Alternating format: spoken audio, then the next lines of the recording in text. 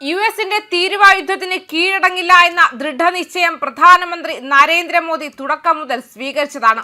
അതുകൊണ്ട് തന്നെ കയറ്റുമതി വിപണി വൈവിധ്യവൽക്കരിച്ചിരിക്കുകയാണ് ഇന്ത്യ. പുതുവർഷത്തിലേക്ക് ചുവടുവയ്ക്കുമ്പോൾ ഇന്ത്യ പുതുയുഗത്തിലേക്ക് കടക്കുമെന്നതിന്റെ സൂചനകളാണ് പ്രധാനമന്ത്രി ഇതിലൂടെ വ്യക്തമാക്കുന്നത്. അമേരിക്കയുമായുള്ള വ്യാപാര അനിശ്ചിതത്വം ഇന്ത്യയുടെ കയറ്റുമതി വിപണിയുടെ വൈവിധ്യവൽക്കരണത്തിന്റെ വേഗം കൂട്ടുന്നുണ്ട്. കയറ്റുമതി കേന്ദ്രീകൃത വ്യവസായങ്ങളായ വസ്ത്രം, ആഭരണങ്ങൾ, രത്നം, സമുദ്രോൽപ്പന്നങ്ങൾ തുടങ്ങിയവ പുതിയ വിപണി കണ്ടുപിടിക്കാനുള്ള തിരക്കിലാണ്. പരമ്പരാഗത വിപണി അമേരിക്ക ആയിരുന്നെങ്കിലും ഉയർന്ന തീരുവ കയറ്റുമതിയെ ബാധിച്ച സാഹചര്യത്തിൽ പകരം വിപണി കണ്ടെത്താനുള്ള ശ്രമം ഊർജിതമാണ്. നവംബറിൽ ചൈന, സ്പെയിൻ, UAE വിപണികളിലേക്ക് കയറ്റുമതി ഗണ്യമായി ഉയർന്നതായി വാണിജ്യ മന്ത്രാലയത്തിന്റെ കണക്കുകൾ സൂചിപ്പിക്കുന്നുണ്ട്. ചൈനയിലേക്കുള്ള കയറ്റുമതി 90%, സ്പെയിനിലേക്ക് 180%, UAEയിലേക്ക് 18%, ടാൻസാനിയയിലേക്ക് 15%മാണ് വർധന. ഏപ്രിൽ നവംബർ കാലയളവിൽ ചൈനയിലേക്ക് $1220 കോടി ഉൽപ്പന്നങ്ങളാണ് ഇന്ത്യയിൽ നിന്ന് കയറ്റിപ്പോയത്. കഴിഞ്ഞ വർഷം ഇതേ കാലത്തെ $920 കോടി 33% വർധന. Naphtha, petrochemical, feedstock എന്നിവ 172% അധികം കയറ്റിപ്പോയി.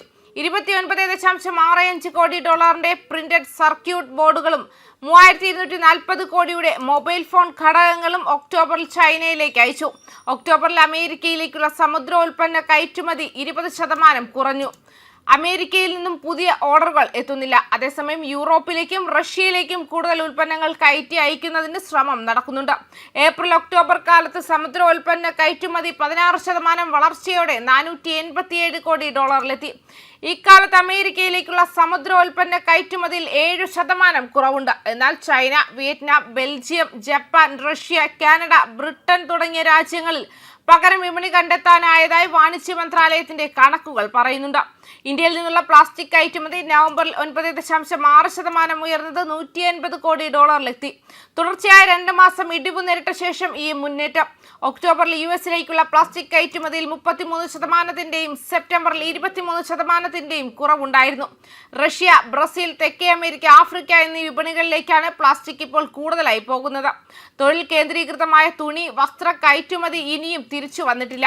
അമേരിക്കയ്ക്ക് പകരം വിപണി കണ്ടെത്തുക കടുത്ത വെല്ലുവിളിയാണ്. ഇന്ത്യയിൽ നിന്ന് ഏകദേശം $3700 കോടി കയറ്റുമതിയും അമേരിക്കയിലേക്കായിരുന്നു എന്നതാണ് ഇതിന് കാരണം. 72,000 കോടി രൂപയുടെ ഉൽപ്പന്നങ്ങളാണ് തിരുപ്പൂരിൽ വർഷം ഉൽപ്പാദിപ്പിക്കുന്നത്. ഇതിൽ 60% കയറ്റുമതി ചെയ്യുകയായിരുന്നു. ഉയർന്ന തീരുവ വന്നതിന് ശേഷം ഉൽപ്പാദനശേഷിയുടെ 30% മാത്രമാണ് വിനിയോഗിക്കപ്പെടുന്നത്. ഇത് തൊഴിലിനെ കാര്യമായി ബാധിക്കുന്നതായി തമിഴ്നാട് മുഖ്യമന്ത്രി MK സ്റ്റാലിൻ തന്നെ കഴിഞ്ഞ ദിവസം വ്യക്തമാക്കിയിരുന്നു. ഈ രംഗത്ത് ചൈന, ബംഗ്ലാദേശ്, വിയറ്റ്നാം, കംബോഡിയ പോലുള്ള രാജ്യങ്ങളോട് കടുത്ത മത്സരമാണ് ഇന്ത്യ നേരിടുന്നത്. ഈ മേഖല തിരിച്ചു വരുന്നതിന്റെ ലക്ഷണങ്ങൾ പ്രകടമാക്കി തുടങ്ങിയിട്ടുണ്ട്. നവംബറിൽ ആഭരണ രത്നക്കൽ കയറ്റുമതിയിൽ 27.8% വർധനവുണ്ടായി. ഒക്ടോബറിൽ 50% ഇടിവ് നേരിട്ട ശേഷമാണ് തിരിച്ചുവരവ്. അമേരിക്കയ്ക്കുള്ള കയറ്റുമതി ഒക്ടോബറിലെ $21.4 കോടി നിന്നും നവംബറിൽ $40.6 കോടി ഉയർന്നു. UAE, Hong Kong, Australia, Thailand, Israel പോലുള്ള വിപണികളിലേക്കും കയറ്റുമതി ഊർജിതമായതായി ജെംസ് ആൻഡ് ജുവലറി കയറ്റുമതി പ്രോത്സാഹന കൗൺസിൽ ചെയർമാൻ കിരിത് ബൻസാലി പറഞ്ഞു. അതേസമയം ഇന്ത്യയുടെ ശക്തമായ സാമ്പത്തിക വളർച്ച പ്രധാന കയറ്റുമതി മേഖലകളിൽ US ഏർപ്പെടുത്തിയ ഉയർന്ന തീരുവകളുടെ ആഘാതം കുറയ്ക്കാൻ സഹായിച്ചു. ഇത് വിപണികളെ വൈവിധ്യവൽക്കരിക്കുന്നതിനും സേവന കയറ്റുമതി വർദ്ധിപ്പിക്കുന്നതിനും നിക്ഷേപം ആകർഷിക്കുന്നതിനുമായി സ്വതന്ത്ര വ്യാപാര കരാറുകൾ ത്വരിതപ്പെടുത്തുന്നതിനൊപ്പം രാജ്യത്തെ പ്രതിരോധശേഷി നിലനിർത്താൻ അനുവദിച്ചുവെന്ന് ഇന്ത്യൻ ഇൻസ്റ്റിറ്റ്യൂട്ട് ഓഫ് ഫോറിൻ ട്രേഡിന്റെ വൈസ് ചാൻസലർ രാകേഷ് മോഹൻ ജോഷി വ്യക്തമാക്കിയിരുന്നു. ഇന്ത്യൻ സമ്പദ് വ്യവസ്ഥ മികച്ച പ്രകടനം കാഴ്ചവെച്ചു. കഴിഞ്ഞ പാദത്തിൽ നമ്മുടെ സമ്പദ് വ്യവസ്ഥയുടെ വളർച്ച 8.2% ആഗോള വ്യാപാര സമ്മർദ്ദങ്ങൾക്കിടയിലും കയറ്റുമതി വലിയ തോതിൽ പിടിച്ചു നിന്നിട്ടുണ്ടെന്നും അദ്ദേഹം കൂട്ടിച്ചേർത്തിരുന്നു. ന്യൂസ് ഡെസ്ക് കർമ്മ ന്യൂസ്.